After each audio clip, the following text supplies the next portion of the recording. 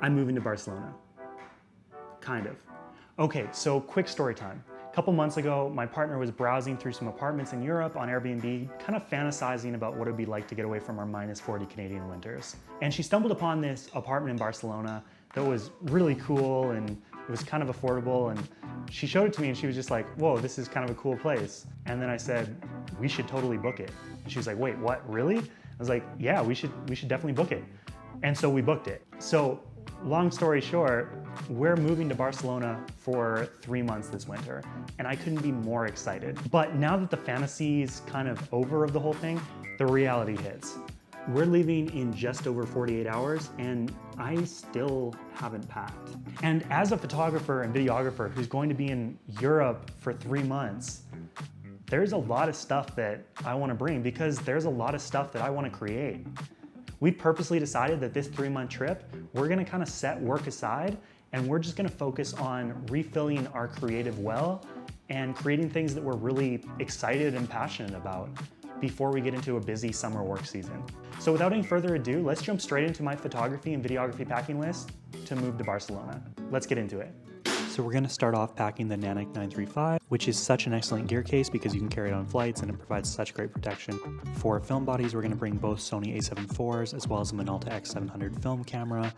We're gonna pack 4 different lenses, the 85mm and 35mm 1.8 lenses, and the 50mm 2.5 lenses, all from Sony, and the Sigma 35 1.4 art lens. Next, because I wanna shoot some video on my travels, I'm gonna bring the RS3 Pro.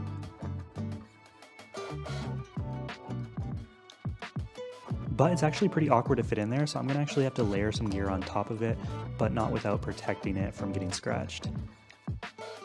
We're gonna throw in the Atmos Ninja 5, a rugged external hard drive from LaCie, and a white balance card. Next, because I wanna film some POV street photography, I'm gonna pack a GoPro, a small rig side handle for handheld shooting, and I'm packing the vertical mount for the RS3 Pro, which if you wanna see a review, I will link here. Next, I'm also going to bring a top handle from SmallRig, and then the arm attachment for the RS3 Pro, as well as the last final pieces of the RS3 Pro.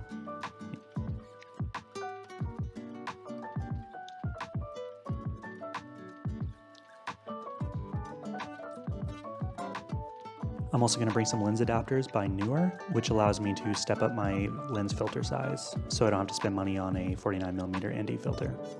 We're going to put our batteries in the top compartment and put the monitor mount right there. We're also going to include 2 batteries for the Atmos Ninja 5. And in the top compartment, we'll put the chargers for both sets of batteries for the Sony as well as the Atmos. And then this final little compartment, we're just going to kind of shove all of our various wires from HDMI to charging cables to all of that.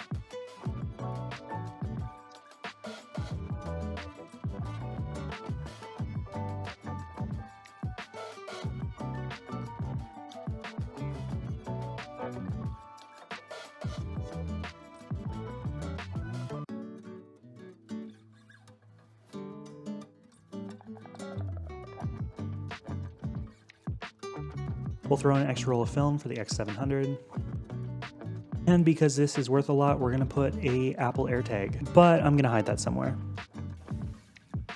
And that is everything we're gonna fit in the Nanuk 935. Let's jump over to the WANRD 21-liter backpack that I have and finish our packing.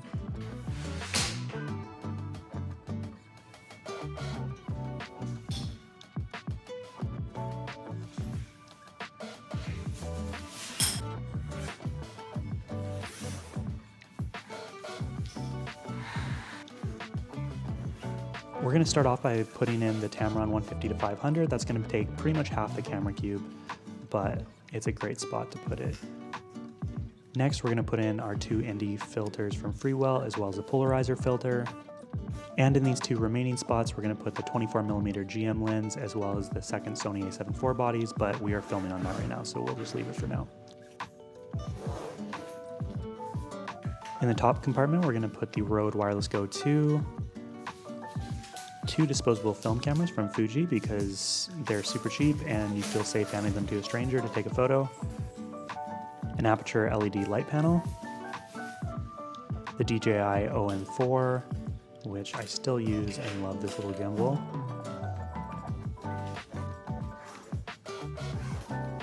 And we're also going to pack the Lenovo X1 Extreme in here. I did just order the M2 Max, but that is not going to come in for a while.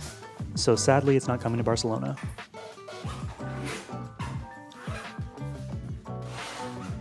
Obviously, we're going to put our passports in the hidden passport compartment in the back. In the top, I'm going to store a little pouch. I've got a microfiber cloth to clean off lenses, as well as a small rig toolkit, which I use to put together kind of my handheld rig, and a dust blower for cleaning off lenses, sensors, things like that. In the side zipper, I put a little memory card holder,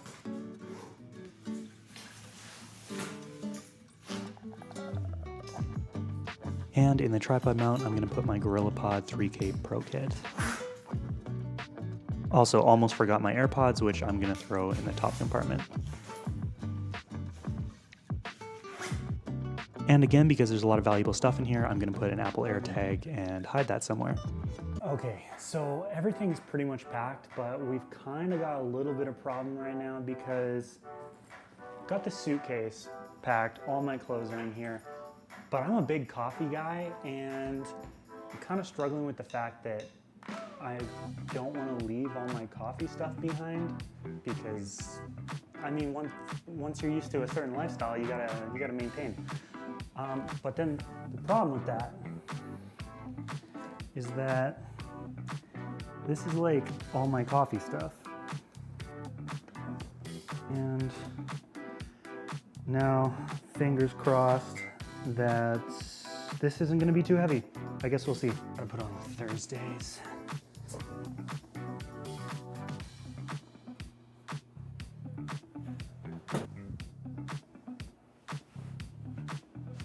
All right, heading out. Let's go to the airport. So this is my first time traveling with the Nanuk 935, and it was so easy to haul the gear around with. The wheels rolled super smoothly, and the extendable handle was really helpful to navigate an airport.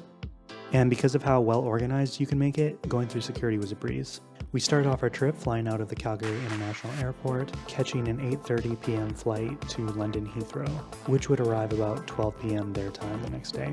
We were on a pretty packed flight, even though the jet was really large. Because I hadn't used the Nanuk 935 before on an airplane, I was a little hesitant that it wouldn't fit above the seats, but it was quickly laid to rest because it fit perfectly up there and it was just super easy to transport through the plane. And I'm really glad I bought it before this trip so that I didn't have to pack lighter and leave behind things that I would want to create with when I'm in Barcelona. And with that, we are off to London Heathrow. We'll see you in England. When we landed at Heathrow, we had to change terminals, so we had to haul all of our gear across the airports, which was honestly a breeze. We stopped for a quick bite, and of course I had to have a Guinness because Guinness is better in the UK, though it wasn't quite as good as it is in Ireland. We hopped on one more flight and finally reached Barcelona and had to gather our luggage, which we also had AirTags in, so we were tracking the whole time. And in no time at all, we had our bags and we're ready to go to our apartment. And this is where we're going to stay for the next 3 months. It's nothing too fancy, it's pretty basic, but kind of has everything we need and is in a great location. I also love the fact that this modernist building is probably over 100 years old, and I just love feeling that history all around you.